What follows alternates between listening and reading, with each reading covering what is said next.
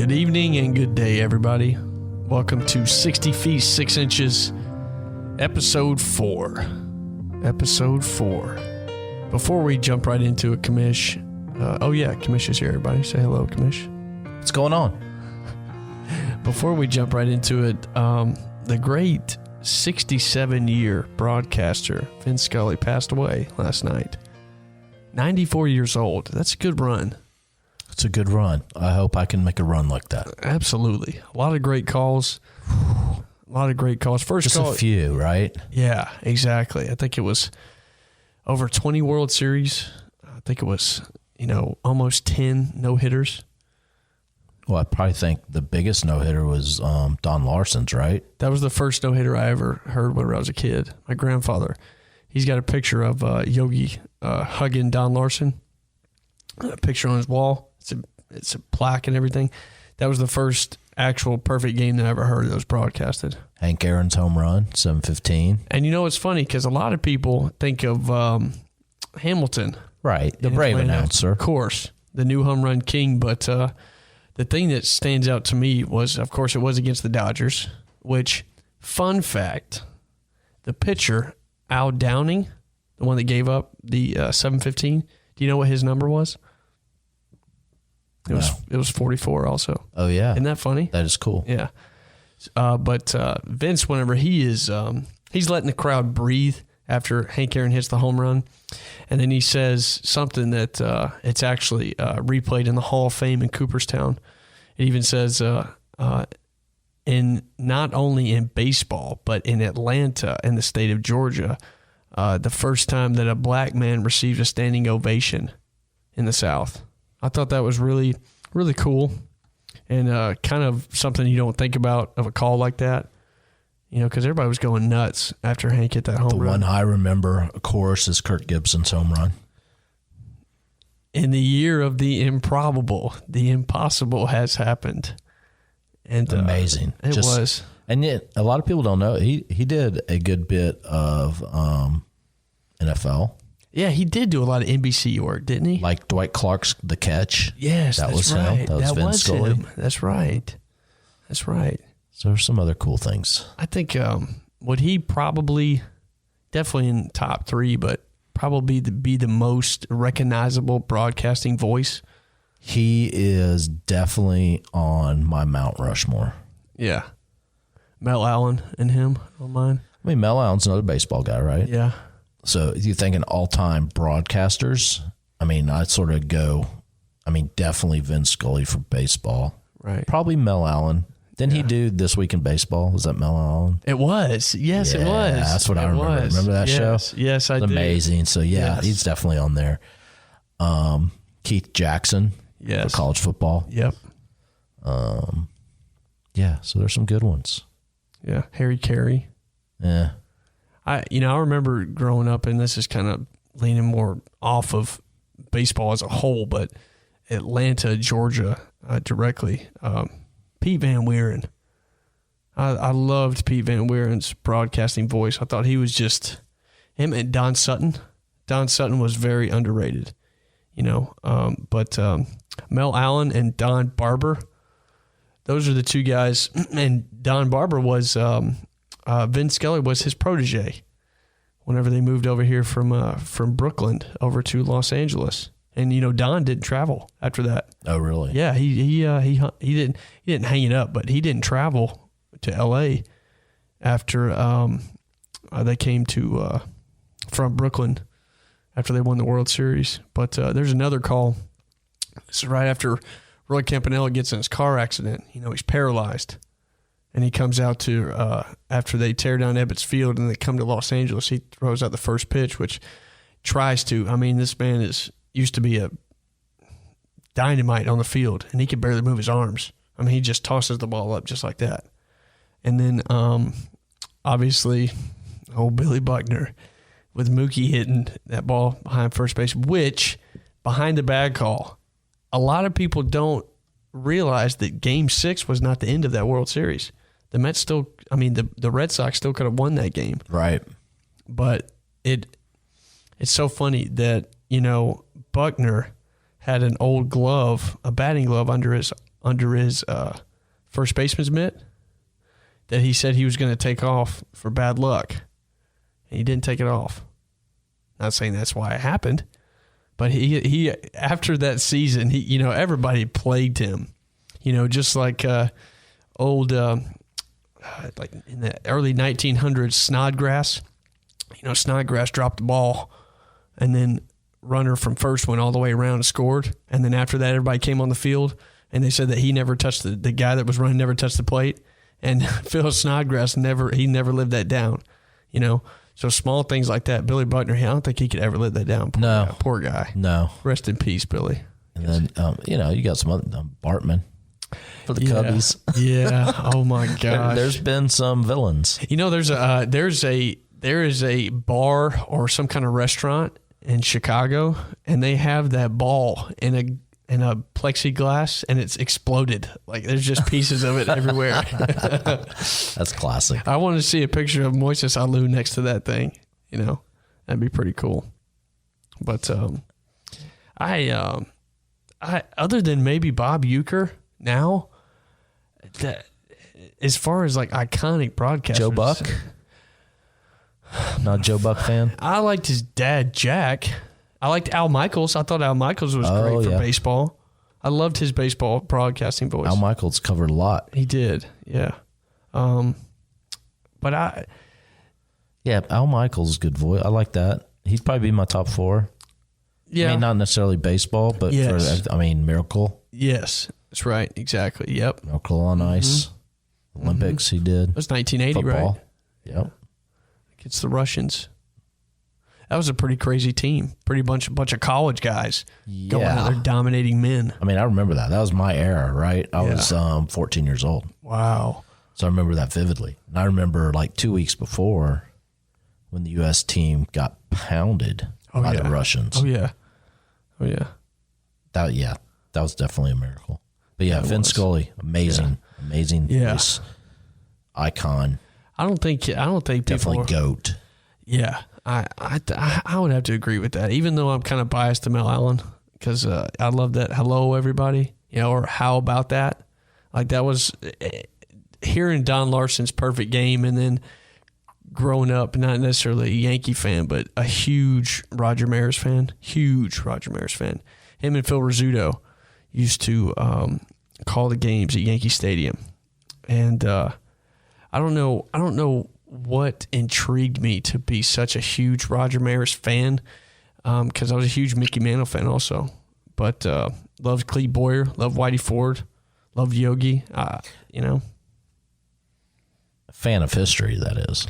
Yeah. You weren't around at that time. Absolutely, yes. For your listeners, let's clarify this. I'm in my 30s. I was not around back then. Although I may have a time machine where I can go back in.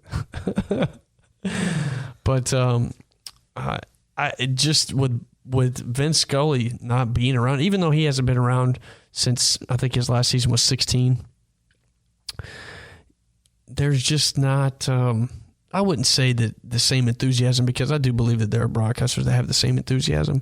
But just painting a picture for fans that back then driving to the park, driving to Dodger Stadium, or just listening to it on their radios, handheld radios, stuff like that. I don't think a better man could paint a better picture than him. Yeah, there's nothing better than listening to a baseball game on the radio. I know, and I still do that. I don't mind the fuzz. I love the fuzz that's on the radio. Ben Ingram for the Atlanta Braves. He's a good broadcaster. I love whenever before the games that he describes the colors of the uniforms. Like he'll have like a blue hat or gray hat or whatever with the stitching in there and describes the colors. I like the small details like that. Maybe it's just because I've always had that ear for broadcasting, But Vin's definitely going to be missed. And I really think that even Dodgers fans, but everybody around who loves baseball knows his voice. It's very recognizable, but he will be missed. He will, even though he hasn't been in the booth for a while. It's just almost seems like that last group of, maybe I wouldn't say old fashioned, but just baseball people that have always been around. It's just life, I think Bob Uecker is probably the last one, Yep. But moving on to the most exciting part of the show, in my opinion, this day in baseball history. You ready, Commish? I'm ready. All right. On this day in baseball history, in 1906, Tom Hughes of the then Washington Senators and Fred Glade of the St. Louis Browns, which became the Baltimore Orioles, entered the 10th inning, both pitching, tied. Well, Tom Hughes decides to take matters into his own hands in extra innings, becoming the only pitcher to pitch a shutout and hits a walk-off home run to win the game. Hits a walk-off home run to win the game. First pitcher in modern era from 1901 then on and beyond. Now, it's only been done like 5 or 6 times, which is actually still pretty impressive. You know, but the only pitcher at that time, becoming the first actually, To pitch a shutout. pitch a hit shutout, the game-winning home hit the run. game-winning home run, the only run of the game. How about that? I would have thought, like, you know, not even that long ago, that would never be repeated again. Not now. Oh, yeah? What about Shohei? Well, That could be done. it can be done. You're right. He could do that. He could pitch a shutout. He can. And hit a walk-off home run. Chances are very slim, but it could. It could. Yeah. You know, I was thinking that the only kind of pitchers that really had a chance to do that was probably now Greinke, Baumgartner, DeGrom, and then if somehow Mike Hampton came back and pitched. Max Fried can hit pretty good. He can hit well. You got any favorite pitcher home runs? Yes, I do actually. One of my favorite home runs by a pitcher was I'm drawing a blank. Dadgummit. Drawing a blank. You tell me yours and then I'll think of it while you tell me. So mine happened on July the 4th. Ended up being one of the longest games ever played. 18 innings The Atlanta Braves. against the Dodgers, right? I don't. Was it the Dodgers? I'm not exactly sure. But they had rain delays, all that kind of stuff. July the 4th, they always did fireworks. That's right. It was against the Dodgers. It was 3:30 or 4 in the morning. If I'm wrong, then I apologize. And I forget the year, but Commish was younger, and Commish was watching this game. I was intrigued at 3:30 in the morning. I was about to say the game ended at 4, didn't it? Something like that. So the Braves had no pitchers left. I mean, no hitters left. And Rick Camp came to bat with like a 0.02 something batting average. Awful. And the announcers are even saying, if Rick Kemp hits this out, it'll be the most outrageous, most ever in baseball. And what'd he do? He hit a bomb. Hit a bomb. Walk off. Nope. No, that's right. Because Tied it up. And they end up losing. No, it was in Atlanta. It was in Atlanta. That's right. They end up losing. But he Okay. did tie up the game. Rick Camp. Rick Camp. That's right. Pretty classic. You'll have to watch it. There's a good video on YouTube on it. It's pretty funny. Yeah, because I know They still did their fireworks. they still did at 4 a.m. Yeah, exactly. It's funny because I remember my father telling me about that too, because he used to move around a lot. And they used to went from Louisville. My family's from Tupelo, Mississippi, Elvistown. Went from Tupelo. You got a little Elvis look in you. Yeah, I could have played him. You know, I probably would have looked pretty good with that fat suit on. Done my little. You sure you had DNA tests with your dad? Right, exactly. But he went from Tupelo to Louisville and then back to Atlanta, and I remember him telling me about that. But my favorite home run probably by a pitcher that I can remember, and there was a lot of them by Glavine, by Maddox, because I remember around that campaign whenever they're doing, chick stick the long ball, Right. they were starting to poke it pretty out, and it's pretty hard to hit one out of Turner Field because that field was pretty huge. But so I'm going to let you see if you can guess. Okay. I think it was, I want to say like 2010, 2011, 2012. Okay. Lefty, southpaw. We're in L.A. against the Dodgers. The Braves. It is. It's a home run. It's a grand slam. Was it Steve Avery? No. Oh, Later. it was later. Yeah. Oh, Hampton. Close. Oh, it wasn't? Oh, because I remember a little bit after. Mike Hampton, he hit like 12 home runs one year, and then had a back injury and sat on the bench and collected $18 million. I don't know. Jaime Garcia. Who? Jaime Garcia. You know Jaime. Jaime Garcia. I'll show you a picture of him. You'll know who he is. Okay. Yeah. But he hit a grand slam. Wow. And that was crazy. It was one of those really, like those 10 o'clock games where nobody's awake. Right. You know what I mean? And that was pretty nuts. I like that. And also, we'll have to come back to that. That's actually a good one. But I'm gonna think of another one before the show's over. But the trade deadline has come and passed. Come and gone. Can you believe that we're already in August? Already played over 100 games. We are, and August is going to go fast. It will be. Yeah, it will. Because I know July just, went just like that. It seems like just yesterday we were talking about the All-Star break, you know. But some teams literally went for broke. And some teams that you think that they would do something, they did nothing. The Indians, or the Guardians, whatever you want to call them, they didn't do anything. White Sox pretty much did nothing. The Nationals, good gosh, they gave up Bell and Soto. They did a lot. But maybe the Padres gave up more. Right. Yeah, I mean, the Padres gave up. So Soto and Bell were originally Soto, Bell, and then Eric Hosmer were originally in the mix. You know, Eric Hosmer has a no-trade clause, and one of those teams was the Nationals. So he rejects it. The trade is on hold for like an hour. They figure out Luke Voigt, who for some reason this guy's bounced around more than, Jesse Chavez, goes, instead of going to the Nationals, he goes, instead of Hosmer going to the Nationals, he goes to the Nationals. And then they give up C.J. Abrams, was actually he's a pretty good shortstop.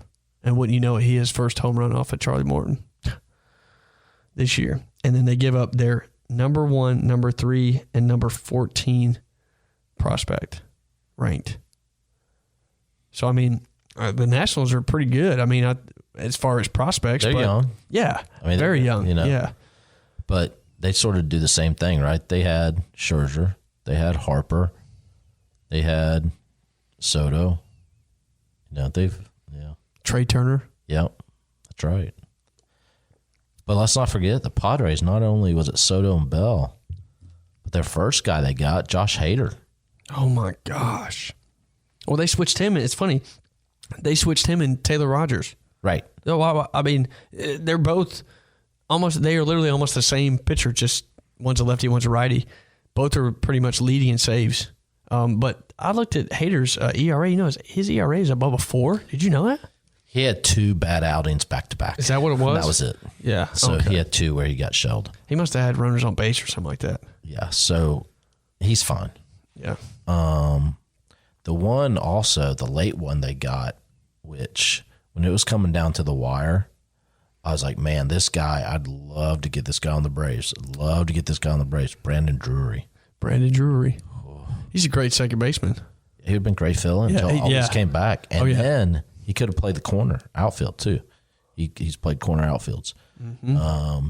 But the Padres got him too. I know, and they even have Cronenworth. But he's not hitting. He's great defense, but he's not hitting. Until Tatis comes in. Is he? Where the heck is he at? I see this guy around all the time, and he's not even playing. So that obviously puts the Padres back in talk, right? Yes. I'm not sold on their starting rotation. And they signed Musgrove to a 5-year deal. Musgrove's a stud. He is a stud. He's thrown a no-hitter. But I don't necessarily think it puts them above the Dodgers or the Mets or the Braves. Now they're there. They can do it. They can. But at what cost? Dodgers didn't do much. Joey Gallo. Oh my gosh. Mets didn't do anything. There's no way that okay, so they're probably paying just like, you know how much the Atlanta Braves paid Robinson Cano while he's here? Do you know how much it was? It was $1. Peanuts. Yeah. $1. That's how much they paid. Maybe, I don't know what kind of contract Gal has, but if you can't hit in Yankee Stadium as a lefty, are you going to hit in L.A.? No. I mean, maybe they like him in the Dodgers, but you know what it is? Maybe he needs to grow his beard back. Sometimes, change of scenery can do that, it's just one of those things to where and then the Yankees even got Harrison Bader from the Cardinals. That dude flies. Yeah, I'm not sure what the Cardinals were doing either. I don't know either. I mean, they got Montgomery from the Yankees for Harrison Bader, but I mean, that's it. I think the Mets didn't do anything. I was surprised. And I think that's going to cost them. I think they got Tyler Naquin. Yeah. I think so. But I mean, they don't. I was expecting them to go after Contreras. So was I. And Contreras was expected to leave Chicago, and he didn't even leave. He had like a standing ovation and everything like that. Yeah, him and Happ were having a little sobbing hug in the dugout. What about Ian Happ? Before? What are they doing? If they're not competing, why aren't you giving much? They're wanting too much. So, because you have to think the Braves inquired about Happ. Oh yeah, absolutely. But some people are saying the Braves didn't do much, but I love what we got, our pieces. I mean, this may not come over well with other Atlanta Braves fans, but Will Smith is gone. Will Smith is gone. Grossman hitting against lefties is amazing. No, he's hitting almost 400. So now all of a sudden you got him and Rosario switching out. I love getting Iglesias. He's lights out. He's lights out. He's like a closer. He's lights out. Now, the problem we're going to have with that is he won't be our closer. They're still going to run Kinley out there. Because Snit is loyal. A little too loyal. Too loyal. Yeah. And then, who's the other pitcher we got? Oh, Odorizzi? Oh, yeah. I mean, he started in the World Series, right? Absolutely. Right, exactly. He's the Ian Anderson replacement if Ian doesn't pick it up. Well, this weekend with the 5-game series against the Mets, he's going to pitch one of those doubleheaders on Saturday. That is going to be some serious baseball to watch it's going to be 4 days. Oh, it's yeah. going to be huge. We can't have meltdowns like we did today. I'm going to go like on a binge and watch both of these games back to back on Saturday. We need 4, I think. I was thinking 4 out of 6, right? I mean, I'll take 3, right? I'll take winning the series, but 4 would be really sweet. It'd put some pressure on them. You put 4 on them, all of a sudden, you're only a half a game out. Yeah, yeah. And then the thing is with Jacob deGrom made his debut last night. Looked pretty good. He did look great. I think he had 9 strikeouts, 5 innings. 102. Yeah, yeah. You know what his slider was? His slider was like 96. That's insane. His slider. It's insane. You know who he's lined up to match up against in our series? I bet it's Fried. Strider. Is it Strider? Oh, let's see some heat. That's gonna be a good game right there. The stash, man. Speaking of Strider, last night, 13 did you see strikeouts. him? Did you see him? Still throwing 100. You know what he said after the game? I saw an interview with Alex Anthopoulos, the president of operations and general manager of the Atlanta Braves. And he said, I don't care what anybody says. These guys have no pitch limit. They have good arms. We're going out there throwing them until they can't anymore. Who said that? Alex Anthopoulos. Has he talked to Snit? Right. Exactly. Right. Because it's so funny because Spencer Strider, after the game in a press conference post-game, he said, listen, I feel good. Obviously, you're right. Since you're throwing over 100 in 6-7 innings. He's like, listen, my arm's in good shape. I take care of myself. There's no reason why I should be on a pitch limit or anything like that. So it's like, I think they're getting some jabs in it, or at least trying to hint to him. Hint somehow. Fried had to argue with him the other night. I know, to keep him in. It's almost like, hey, don't you trust your pitcher? Like he didn't trust Charlie today.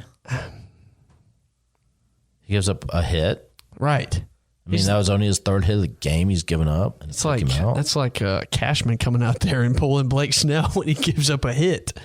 You know, excuse me. Strider, man, he was bringing it. I mean, you only got to put the number 1 down. Bring it here, Ricky. I mean, straight up. Well, the thing is, even though he's just throwing the 1, he's placing it different He's places. locating it so much better. He's got a slider. That thing breaks 58 feet, you know? But so, yeah, it could be some matchups. Yeah, the Maxes are supposed to meet again. that's going to be really interesting. Because, I mean, this is playoff baseball. 5 games? 6 games? 5. In 4 days. Oh, my gosh. That's playoff baseball. We got to win the first 2, put some pressure on them. I agree. Yeah. So who do you throw out there? Spencer first, or do you throw out Max? He just threw. That's right. Yeah. Freed just threw. Freed is throwing the first game on Saturday. So you throwing Odorizzi out there first? No, he's throwing the second game of the doubleheader on Saturday. Ian. So we're talking. We got Ian Anderson on one of these games and Kyle Wright. Oh yeah, that's right. Strider's going Sunday. Leader of the National League of Wins, Kyle Wright. Whatever he's eating this year, he needs to continue to eat it. Because, I mean, he's completely changed his repertoire, changed the way that he's approached hitters. I love it. Like, I love how he just goes right after him. And that's how Ian pitched the other night. Ian was just going right after these guys. And I guess sometimes if you leave something up across the plate, these guys are going to hit it. But sometimes isn't that worth, like, this may be a bad comparison, you know? Who leads the NFL in the most touchdowns? What do you mean, like last year? No, just all time. Is it Brady? I would think it'd have to be, right? Okay, but Brett Favre is close to him, right? Sure. He has just amount or just the same, if not even more interceptions, right? It's almost like you gotta try. Like it's no big deal if a guy gives up a solo shot. I mean that happens. These guys are professionals. But what I really saw in Ian is that he's more confident in his pitches, and he's actually going out there just challenging them. Like before, he was throwing that ridiculous changeup, 56 feet every time, and then whenever he threw it across the plate, they'd crush it because it's 88 poo, you know. But I mean, we got to take. What'd you say? At least 4. Got to win the series. Yeah. I mean, we can't come out and be 4.5 back or 4 back, whatever it is. Gosh, you got to at least be. You know, if you win the series, you're only 2.5 back. Fine. If you take 4. Then all of a sudden you're a halfback. Or a halfback, yeah. So, let's get it done. Yeah, let's get it done. Let's make it interesting. I want to talk about just as far as the season's come along. I mean, after the we watched the All-Star break and watched the Home Run Derby and all that good stuff. July Players of the Month. Players? There's only one. I agree. American League, obviously, it's so funny because with both the National League and the American League, you don't even have to think. You already know who the 2 guys are. Obviously, Aaron Judge. Now he's hitting bombs. He's hitting 298. He's got 93 RBIs. Can you believe that? 93. But he's also. I'm not saying that the Yankee Stadium is not a long ballpark or big ballpark, because we all know it's not. But, I mean, he's a big dude. He's a tight end. He's a monster. Yeah, he is. This guy, 38 home runs. I mean, through over 100 games. There's like 5 guys that have had the same amount, if not more, home runs within 104 games. Let me go through them. Barry Bonds in 2001 through 104 games had 45 home runs. Mark McGwire, Big Mac, in 98 had 44. Babe Ruth had 44 in 21. Aaron Judge has 43 in 2022. And then Babe Ruth again with 42 at 1928. I mean, Babe Ruth was pretty much the only one hitting home runs, other than maybe, I don't know, Bobby Thompson or maybe Gehrig, you know, a couple other guys. Maybe, well, I was going to say Joe Jackson, but Joe Jackson wasn't playing anymore. Oh, my gosh. Yeah, Judge is the guy. Oh, yeah. If any of our listeners haven't seen the movie 8 Men Out, please do yourself a favor and go watch that. One of the best baseball movies that you have never seen. But, I mean, the National League, is it Austin Big Daddy Riley? This guy is crushing every single ball he's seeing. When you break Henry Aaron's record for most extra base hits in a month, you're doing something. Doing something. And it's popping off his bat like, oh my gosh, every game. Hit a double today, I think. He did. Braves lost 3-1 to the Philadelphia Phillies. In the day game, we travel tomorrow to New York to Citi Field. I was about to say Shea Stadium. Citi Field to face a 5-game series against the Mets. Playoff baseball, people. But, I mean, the way that he's hitting, he's even going oppo and just hitting grounders in between second and first. Everything's looking big to him. Yeah. You know who I saw last night that was getting hot? Marcell Ozuna and Eddie Rosario. Eddie looks good. When Eddie's locked in, that ball that he hit in the gap in between center and right, I was thinking, God, that is a shot. But Austin Riley, for the month of July, look at this. 423, 11 home runs, 25 RBIs, 21 runs. And like you said, broke the franchise record, all-time record actually, by Henry Aaron with 26 extra base hits in a month. Crazy. If everybody doesn't know, Henry Aaron ended his major league career with 755 home runs with over 3,000 hits, which, I mean, actually 3,000 over 700 hits, which means if he didn't even hit 755 home runs, he'd still have 3,000 hits. So, I mean, Hall of Fame numbers. But it's exciting, and I think we get so spoiled watching him every night. But the thing is every time that I watch the Atlanta Braves, there is no other team that can't be this exciting to watch. Can there be? Not if they pull everything together, right?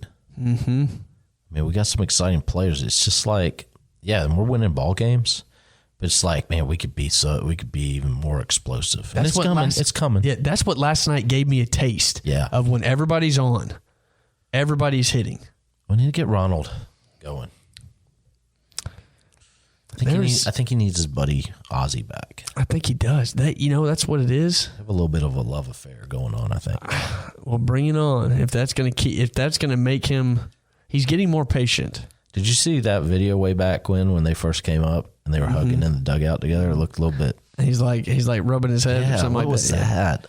Just whatever works. Whatever works. But no, Austin Riley, and the great thing is, everybody knows we just signed him. Oh yeah, to a long deal. Oh, yeah. Austin Riley. How is AA doing this? It's amazing. He must have some kind of dirt on all of these players to sign them with all these team-friendly contracts. But he probably doesn't have to sell much. They probably sell themselves, saying, look who's around you. 10 years, $212 million, pretty much. The next 5 or 6 years, these guys. My goodness. Olsen, Albies, Riley, Contreras, Harris, Acuna are all locked up. Who's the odd man out? It's Dansby right now, isn't it? What's going to happen? What is going to happen? You can't let him hit free agency. Man, I think with him, AA is going to do the same thing. Some type of team-friendly contract. Right. See if he'll go for it. And you can always restructure it. If he doesn't, I mean, Trey Turner's out there. Oh, my gosh. You know, Trey Turner fan? I'm a huge Trey Turner fan, but Terry McGurk is never going to allow that. What do you mean? He's gone, isn't he? The chairman of the Braves, Terry McGurk, oh. He's not going to approve that. Well, Dansby needs to stay. I agree. He's just too pivotal, and they're going to play a key part in the playoffs whenever everybody gets hot at the same time. See what happens. But, man, it's nice to know that all those guys. Mm-hmm. And then Fried's coming up. He's still got a little bit of years of control. Soroka is, when he's healthy, can be. Ooh, speaking of coming back, hopefully Soroka. Kirby Yates. He's been blowing it up in AAA. He's been making these guys look like all children. Of a sudden, we got 3 closers. I know. And then, you know what the talk is after this season? Come on, DeGrom. DeGrom talking about opting out. Come on, baby. We'll take you. We'll pay you. Mentioned the Braves, $35 a year. Who wouldn't want to play with all this talent around him?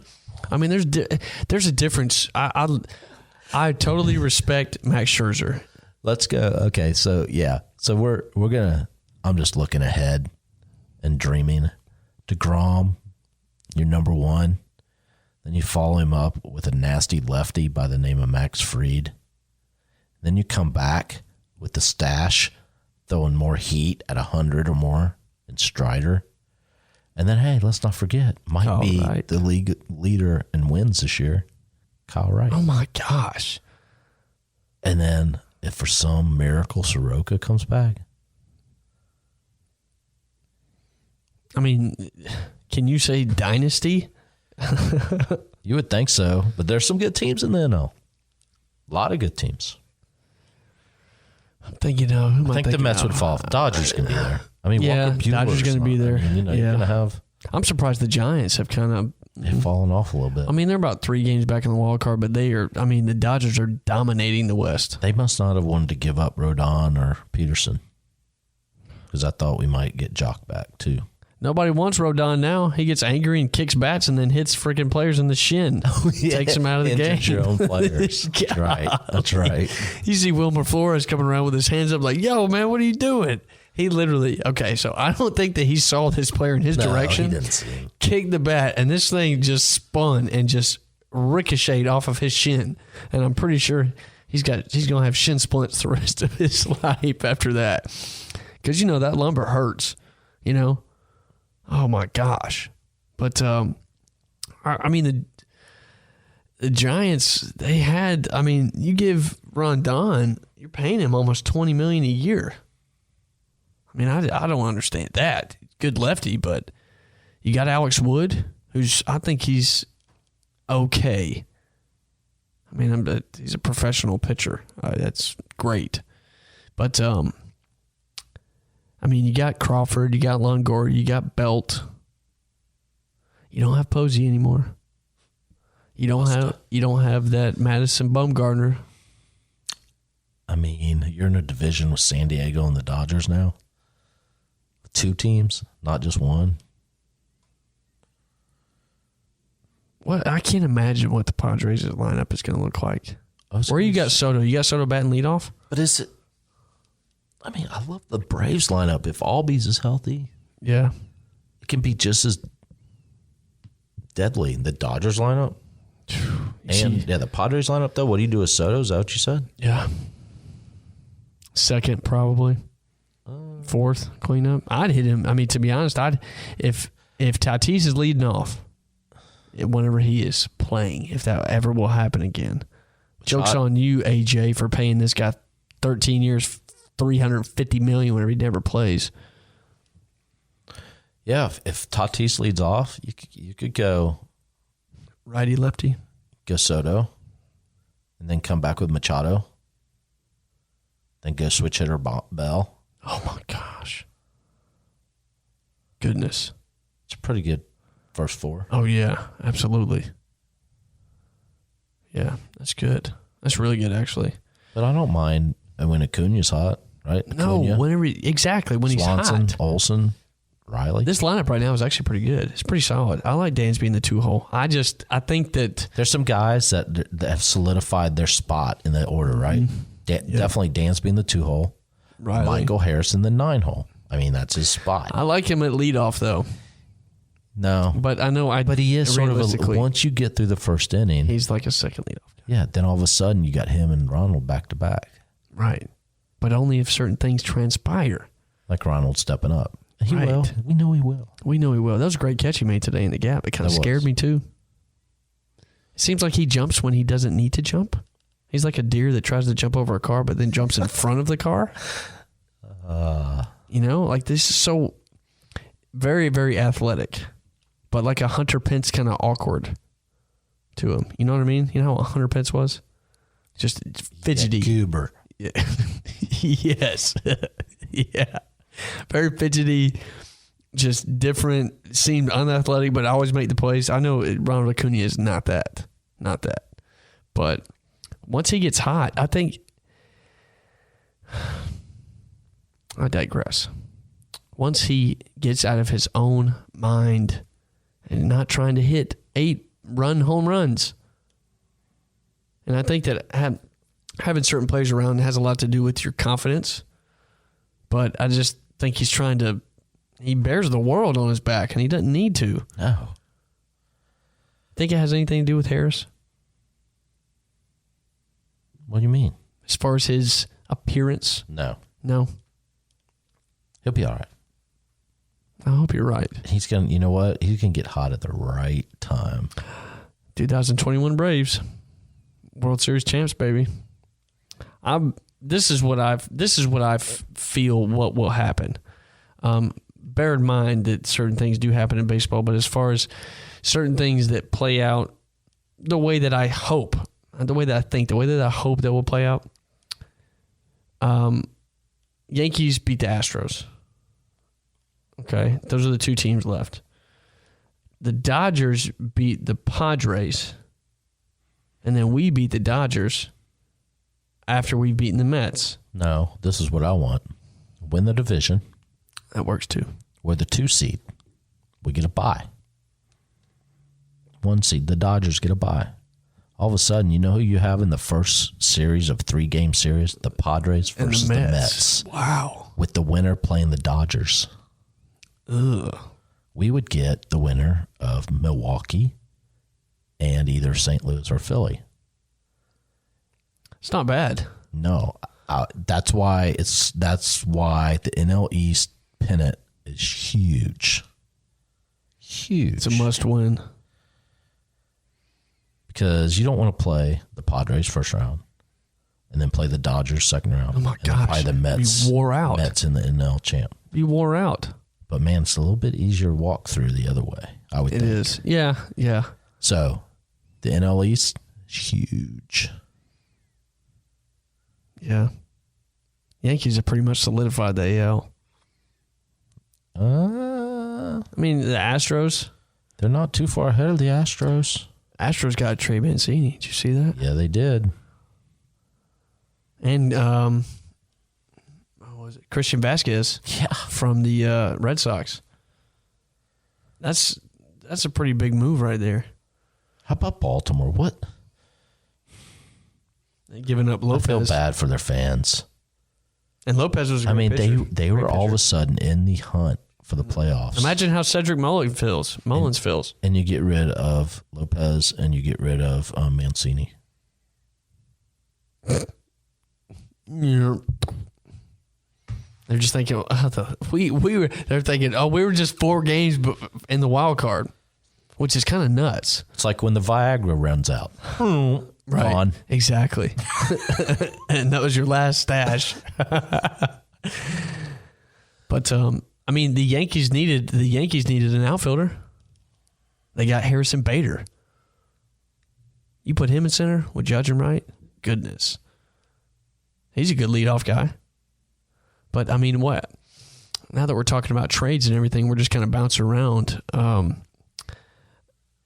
I really don't know what Joey Gallo's value is. 0. What? It was almost like they just need to make a play on. Are they trying to make an attempt for him to come back so they can? I mean, you can't put him on the postseason roster. Are you just seeing if he's going to work out before the playoffs? Look at all the moves the Padres are doing. We better make a move. Right. Exactly. Joey Gallo. You'd have been better off getting Iglesias. Which I think that Anthopoulos pulled the Iglesias trade off because, the general manager was his assistant GM in Atlanta. And you know what they're doing? They're about to free up that payroll. They're going to sign Ohtani just like they signed Trout. Poor Angels. And never make the playoffs. Los Angeles Angels fans, if you're listening to this podcast, if you win the World Series, your payroll most of the time goes up. Unless you're the Florida Marlins. And you just trade everybody after you win. You'd be paying Ohtani $35 million a year. As much as the Braves infield. They're going to pay him $35 million a year. I'm not saying that he's not a dynamic player. He is. He's a great player. But this is really a genuine question. Is he worth that, though? He's won an MVP, yes. But is he worth that? Is he the greatest Asian athlete of all time? No. That's Sungwoo Oh, who's got over 800 home runs in Japan. Not Ichiro? Or Ichiro. Yao Ming? Yao Ming. Oh, Hideki Matsui. But Matsui doesn't hold Hideki Matsui's jock. Yeah. But one of the greatest Yankees, in my opinion. Hideki Matsui. Clutch. Hideo Nomo. I got one. Aesop Choi. Who's the? Oh yeah. Dude, he used to drop big lefty, bombs. big He used to drop bombs in chunky Florida. lefty guy. Yes, he used to drop bombs in Florida. I used to love me some Aesop Choi. But I don't know. It's the way that the season has kind of progressed, and then the trades and everything happening. I love it whenever teams do improve, but every time it happens at the same time, either it's New York Yankees or it's another team, which for some reason AJ Preller of the San Diego Padres always seems to do this. He did it with Craig Kimbrell. He took, he actually is the one that where we got Max Fried and Austin Riley picks from. Do you know that? When we traded Melvin Upton Jr. or whatever you want to be called now, BJ. Yep. BJ. He's not in the league anymore. No, of course not. He's an angry fella. He's not like Justin. He's kind of angry for some reason. Justin was always a likable guy. And BJ was always a great player in Tampa. First Tampa Bay Ray to hit for the cycle. 30-30. I mean, he was a nasty shortstop before they moved him in center. But you don't... The way that the Padres are developing this, I mean, is it going to be there's too many egos on the team? So many. You could say that about the Dodgers or the Braves. I don't think so. You don't think so? No, there's not. I mean, come on. I mean, they still have... Who's their catcher right now? Who? Nola? The Padres? Yeah. Yeah, Aaron Nola's brother. Cronenworth. Grissom. I mean... I don't know. It's a big splash, but I don't think it's going to put them over the top. No, because you still need an outfield. You got Myers out there, but Myers hasn't. He's only had like 150 at bats this year or something like that, and he used to drop D in Tampa. That's why sometimes whenever you move guys out of their comfort zone, even though they are getting paid, sometimes they just tank. You know what I mean? I'd love to see the Braves win the division and the Mets lose the 3-game series to the Padres. Oh my gosh! I want to see a total New York meltdown. Oh, Daddy Stevie, the owner, he's gonna sell all of his stock, Who's or that? he might buy more. Who's that guy on Instagram, TikTok? Frank. Have you seen him? No. He's a big fat guy, Met fan. Yes, I have. He said the Braves always win. Yeah. Yeah. But I mean, the Mets have all the talent in the world. They do. But then whenever your ace pitcher pitches, you can't score runs. I'm not saying that the Nationals lit up DeGrom. They're very inconsistent, their offense. Mm-hmm. I mean, yeah, Alonso and Lindor. But everybody else, they don't scare me. No. They manufacture runs, which we all know in the playoffs it doesn't work. It doesn't. That's right. It's all about the long ball. That's right. And the pitching. Now, can you imagine us going out there? 7th inning, Matzik. 8th inning, Jansen. 9th inning, Iglesias. Where's Yates? Oh, yeah. Yeah, baby. So we him. go Yates, Matzik, Iglesias. Or Righty, Matzik. lefty, righty. It doesn't matter. Oh, my gosh. Kirby's chomping at the bit. And what a team to be with. What a team to be with. I hate to tell you, our 9th inning guy, get ready. It's Jansen for the rest of the year and playoffs. I hope you're wrong. I hope I'm wrong too. But I'm looking at through the glasses of Brian Snicker. Every time I look at Brian Snitker, I think about whenever he coached third base and he had that stash. Who should have closed last year? Matzik. Right. And who closed the whole time? Well, he gone. Will Smith. He gone. He is gone. I'm just saying. Enjoy that, Houston. That's what I mean about Snit being loyal to a fault. To a fault, definitely. Yeah. Seems like we all love Bobby. Bobby is the greatest. We all love number 6. But that kind of, I'm glad Alex Anthopoulos is in here because he's got that kind of John Schuerholz kind of vibe to him. That kind of get up, kind of go getter mentality as far as got to get players, you got to keep them, got to sign them. This is what's going to happen, or else he's going to go on the open market. They're going to sign him, somebody else. But the thing is the way that Snitker manages, it's almost like he pulls guys too early or just leaves them in too long. I mean, obviously there's one or the other, but it's almost like the decision that he needs to make that should seem simple because he's been in the game for over 40 years, he makes the latter decision and then tumbles. Why is that? It's old school, been around forever. There's nothing wrong with old school. I love old school. Yeah, I don't know. We're just going to have to, with talent, overcome the manager and the third base coach. In the year, I like Ron Washington, but does anybody listen to him? I hope so. Nobody listens to him. He puts up the stop sign. We run right through it, and we score. I bet he all the time kicks their tail once they get back in the clubhouse. I don't think so. We should make it even better. I mean, he's basically useless out there on third, right? Let's do something for the fans. Did you see Austin Riley today? You know what I'd do? Put some big hooters on third as a coach, and that's how she waves them home. She jumps up and down. Like that lady that used to come in the 70s and 80s and kiss all the pitchers. Yeah, Morgana. Yeah, that's right. Exactly. Yeah. You could have that going on third. That's the sign to go around third. You'd have the whole stands doing it. Yeah, exactly. That'd be great. That'd be great. Because Ron's not doing anything. I mean, if they don't listen to him, they run right through. Obviously, because Austin Riley got hosed at third base whenever there was a chopper past Alex Baum, and the ball literally scooted to Ryan Stott, and he just kept on going. Though I know. I mean, he did the right thing. It went off his foot. He didn't know it was he didn't see it, and Stott just came right from behind him and threw him out. But stuff like that reminds me of Chris Taylor last year. That right there, that decision changed the whole aspect of the series. Doing stupid base running and trying to do way too much when you know that you don't need to be going. I mean, that's nothing. It's a 2-game series. I know, but we needed to win that game.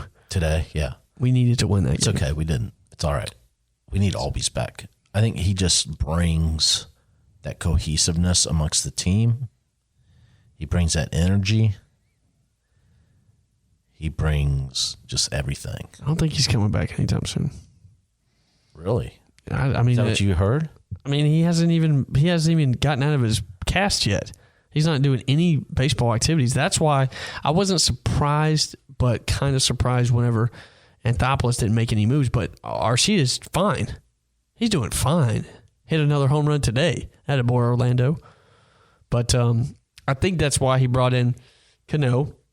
Maybe more of a glove because Cano's glove is ridiculous. He just has... He's swinging. He's the only player that swings an invisible bat. Well, the great thing about AA, too, is he tried to catch lightning in a bottle and was like, yeah, this ain't working. See ya. Yep, see ya. See, he knows. He knows. Right. Can he put on a uniform and go in the dugout? Come on, baby. Pull a Ted Turner. Remember that? Yeah. And he was done after a week. A week. A game, wasn't it? Was it just a game? I thought it was a week. Just a game. Oh, okay. Did he win that game? I don't think so. That's why he rehired Bobby Cox. Said, come on back in here, Bobby. We're going to take you back away from Toronto, bring you back over here. You know, Snit takes a lot from Bobby Cox, right? He's considered one of the limbs on the tree, the branch. Yeah, I guess you could say that. But you know what? You know what he needs to take? Get thrown out of a game every now and then. I agree. He was always getting all kind of hyped up and sticking his chest out whenever Acuna got hit, but now he's in the. This is not a knock on Brian Snitker. For all you listeners that love Brian Snitker, we appreciate what he's done. He led our team to the World Series, yes, but sometimes he's in the dugout picking his nose. Did he lead us to the World Series, or did the moves by Double A lead us to the World Series? If we would not have won the World Series last year, okay, there'd be more talk about Snit being on the hot seat, I would think. But it's the Braves' way. That's what they've always done. Bobby Cox was here forever. Snit will be here until he's done. Yep. Bring back Chief Nakahoma to manage. No, I want to see him dance around the pitcher's mound, build a teepee out in right field. There you go. I love that. But the thing is all right, that's our new thing. We got two things. Chief Nakahoma coming out, dancing around the mound, and Morgana on the third base coach. Just her sign. Come on.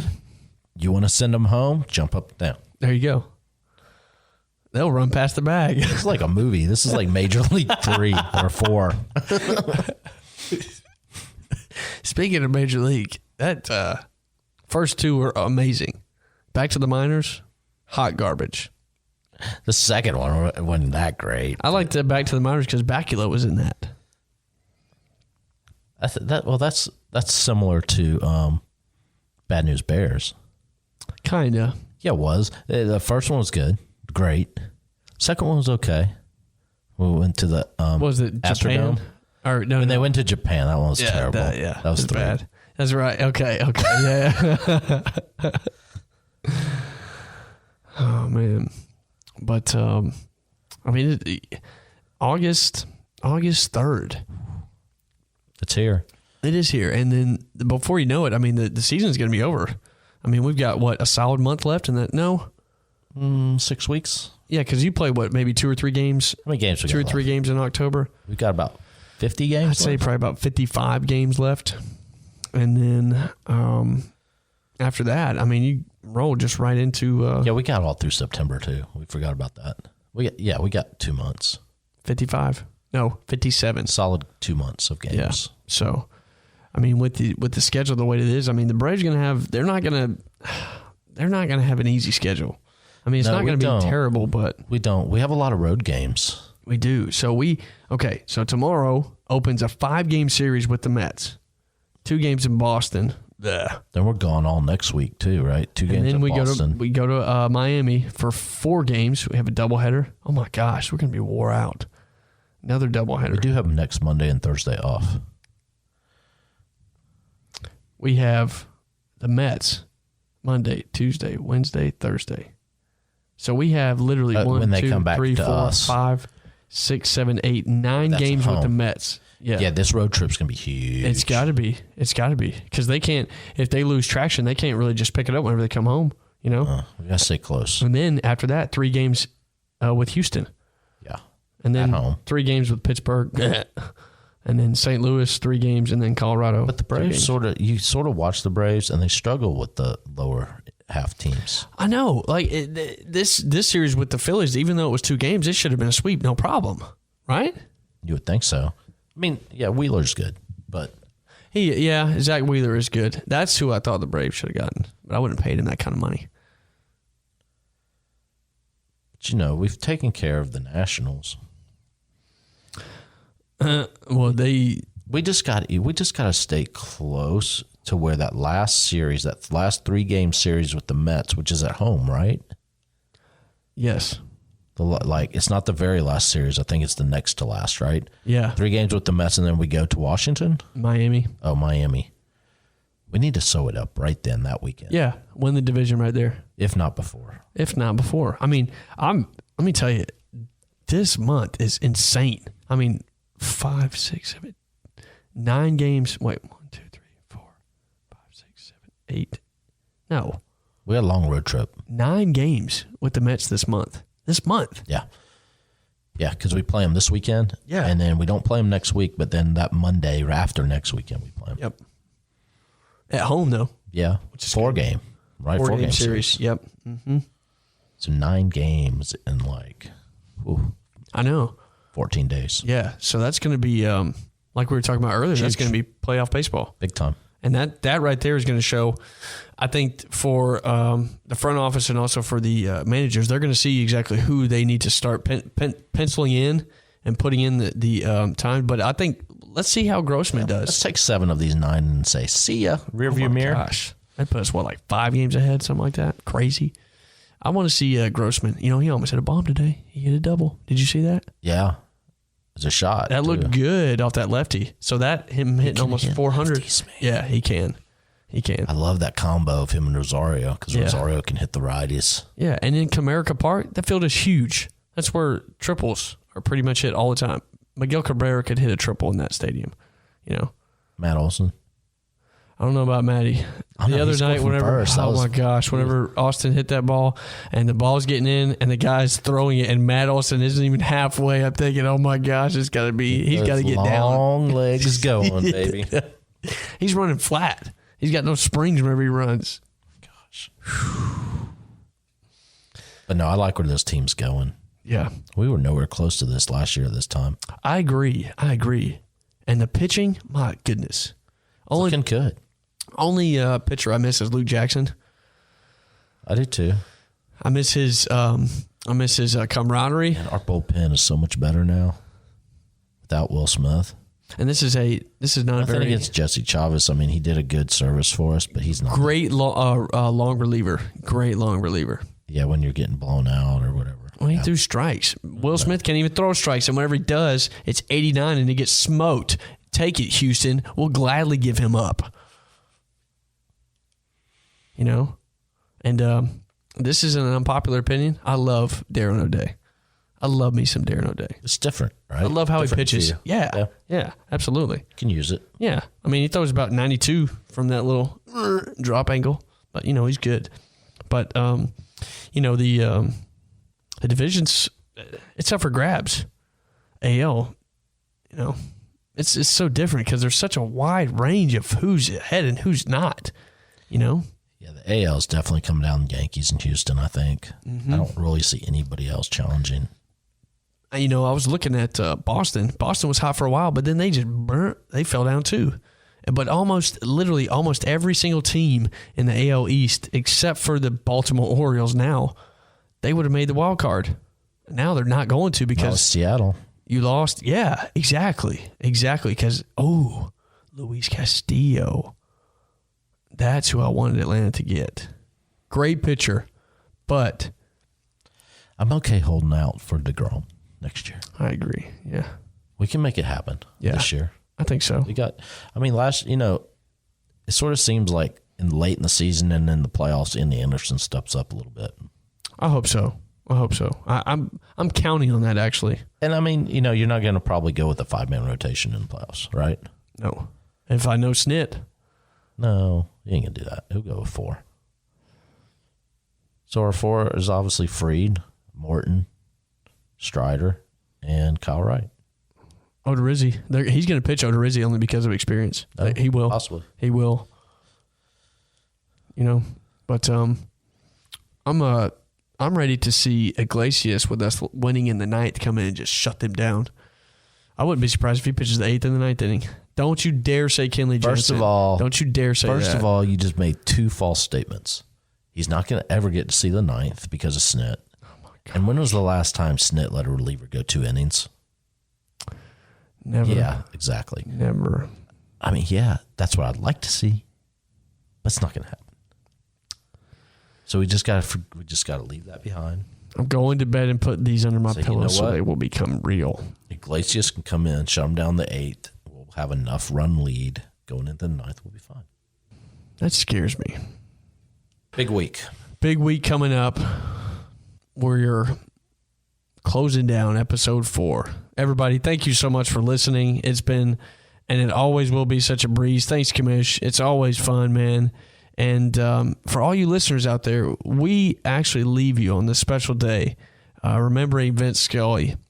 We leave you with his classic farewell from 2016. Keep your grass green and your pants dirty. Good evening. You know, friends, so many people have wished me congratulations on a 67-year career in baseball, and they've wished me a wonderful retirement with my family. And now, all I can do is tell you what I wish for you. May God give you for every storm a rainbow, for every tear a smile, for every care a promise, and a blessing in each trial. For every problem life seems a faithful friend to share. For every sigh, a sweet song and an answer for each prayer. You and I have been friends for a long time, but I know in my heart that I've always needed you more than you've ever needed me. And I'll miss our time together more than I can say. But you know what? There will be a new day and eventually a new year. And when the upcoming winter gives way to spring, rest assured, once again, it will be time for Dodger baseball. So this is Vin Scully wishing you a very pleasant good afternoon wherever you may be.